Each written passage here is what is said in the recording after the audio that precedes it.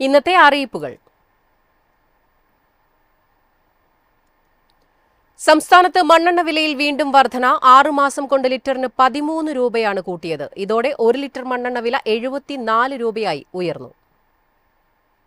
Crude oil വിലവർധനയാണ് മണ്ണെണ്ണ വില വർദ്ധിപ്പിക്കാനുള്ള കാരണമായി കേന്ദ്ര സർക്കാരും എണ്ണക്കമ്പനികളും ചൂണ്ടിക്കാട്ടുന്നത്. ജൂണിൽ ലിറ്ററിന് 61 രൂപയായിരുന്നു വില.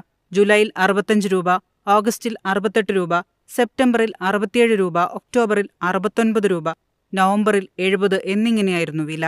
ഡിസംബർ മാസമാകുമ്പോഴേക്ക് 74 രൂപയായി ഉയർന്നു. സംസ്ഥാനത്തെ മത്സ്യത്തൊഴിലാളികളെയും വൈദ്യുതീകരിക്കാത്ത വീടുകളെയും മുൻഗണനാ കാർഡ് ഉടമകളെയും മണ്ണെണ്ണ വിലയുടെ വിലവർധന പ്രതികൂലമായി ബാധിക്കും. അതേസമയം വിലവർധനവിൽ സംസ്ഥാന സർക്കാർ യാതൊരു എതിർപ്പും അറിയിച്ചില്ല എന്ന ആരോപണവും ഉയരുന്നുണ്ട്. വില വർദ്ധിപ്പിക്കുന്നതിലൂടെ വിവിധ നികുതികളിലൂടെ കേന്ദ്ര സർക്കാരിന് അധിക വരുമാനം ലഭിക്കും. കൂടാതെ റേഷൻ കടകളിലും മൊത്തവ്യാപാര ഡിപ്പോകളിലും കൂടുതൽ സ്റ്റോക്കുള്ളതിനാൽ സംസ്ഥാനത്തിനും അധിക വിലയുടെ നേട്ടം ലഭിക്കുന്നതാണ്. മൊത്തവ്യാപാരികൾക്കും റേഷൻ വ്യാപാരികൾക്കുമുള്ള കമ്മീഷനിൽ മാറ്റമില്ലാത്തതിനാൽ ഇത് കുറച്ചുള്ള തുക പൊതുഭക്ഷ്യവിതരണ വകുപ്പിൽ അടയ്ക്കേണ്ടതാണ്. News desk MyFin TV. വാഹന വായ്പ അടച്ചു തീർത്താൽ ബാധ്യത മാറ്റുന്നതിനായി ഇനി ബാങ്കുകളിലേക്കും RT ഓഫീസുകളിലേക്കും നെട്ടോട്ടമോടേണ്ട. ഓട്ടോമാറ്റിക്കായി പുതിയ രജിസ്ട്രേഷൻ സർട്ടിഫിക്കറ്റ് ലഭിക്കുന്നതിനുള്ള നടപടികൾ വാഹന ഉടമകൾക്ക് തന്നെ പൂർത്തിയാക്കാൻ സാധിക്കും. നാഷണൽ ഇൻഫോമാറ്റിക് സെന്ററാണ് പുതിയ സംവിധാനം ഒരുക്കിയത്. സാധാരണ നിലയിൽ വായ്പാ തിരിച്ചടവ് പൂർത്തിയാക്കിയാൽ വാഹന ഉടമ ബാങ്കിൽ പോകണം.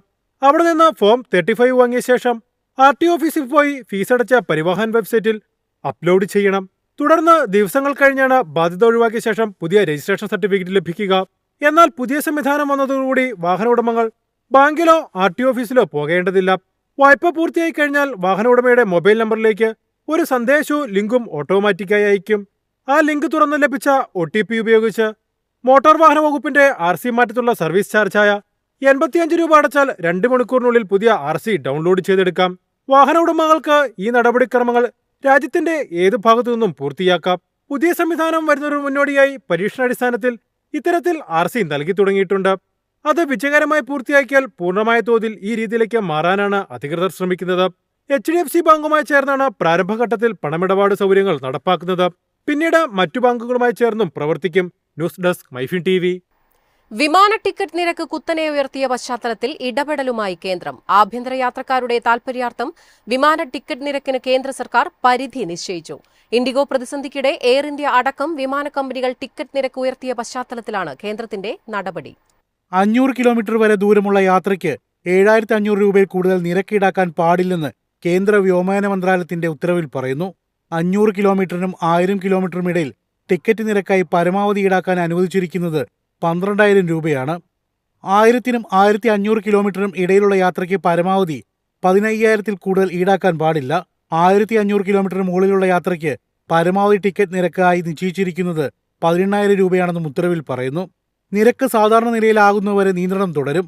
അല്ലാത്തപക്ഷം നിരക്ക് സംബന്ധിച്ച് പുനഃപരിശോധന നടക്കുന്നതുവരെ നിശ്ചയിച്ച പരിധി എല്ലാ വിമാന കമ്പനികളും പാലിക്കണമെന്നും ഉത്തരവിൽ പറയുന്നു.